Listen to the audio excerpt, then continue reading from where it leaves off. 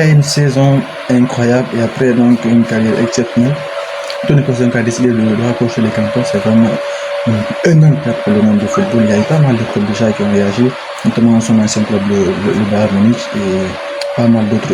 La plupart de ses coéquipiers aussi, donc Vinicius et même Cristiano Ronaldo, même ses anciens coéquipiers, donc eux tous ont réagi donc sur les différents réseaux sociaux donc pour le souhaiter donc une très belle retraite et reconnaître donc le joueur exceptionnel qu'il a été tout au long de sa carrière. Tony, c'est vraiment un gars exceptionnel parce que depuis que la région de Real Madrid, il fait peu de bruit, mais à chaque fois il est présent et à chaque fois il est très régulier parce que on l'a rarement vu blessé du côté de Real Madrid. À chaque fois, peu importe au moment de la saison, surtout dans les moments les plus décisifs, il est très rarement blessé. Quand on parle des huitièmes de finale, quart de finale ou demi de la Ligue des Champions, il a toujours présent. C'est un jeu vraiment qui a été vraiment constant et très régulier donc, tout au long de sa carrière. Et il a aussi été constant dans ses performances. Et c'est vraiment quelqu'un qui a marqué l'histoire du football, qui est et sera donc l'un des meilleurs donc, milieu de terrain de l'histoire du football parce que c'est vraiment une perle très rare que le monde du football a perdu aujourd'hui.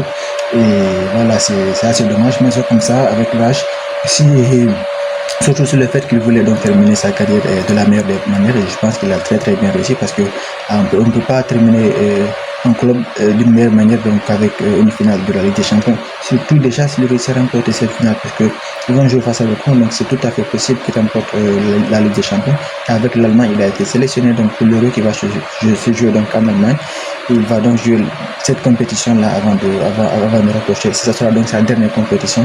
Et ses derniers matchs seront avec son équipe nationale d'Allemagne, tout un symbole donc avant de rapprocher les crampons. Et après de rapprocher les crampons. Et aujourd'hui donc il y a eu donc j'ai regardé donc la liste des bookmakers donc pour le Ballon d'Or et Toni Kroos était considéré donc comme il faisait partie des trois premiers. Il était classé troisième en fait. Donc c'est tout un symbole. Donc s'il finissait le troisième aussi au Ballon d'Or, s'il réussit déjà à remporter la Ligue des Champions, et pourquoi pas essayer de faire une belle compétition avec l'Allemagne, je ne sais pas de remporter, mais de le même si c'est en finale ou demi-finale, donc ça pourrait encore plus donc le permettre de terminer donc vraiment de la meilleure des façons qui soit possible. Parce qu'il va terminer en étant donc au sommet de son art et au sommet donc de ses performances dans le football. Et je pense que même cette saison-là, en termes de classement au Ballon d'Or, il va réaliser son meilleur classement. Sincèrement, donc c'est un joueur exceptionnel que le monde du football a perdu et c'est assez dommage. Donc on lui souhaite tout le meilleur pour la suite de sa carrière et on a hâte de voir donc ce que l'avenir le réserve.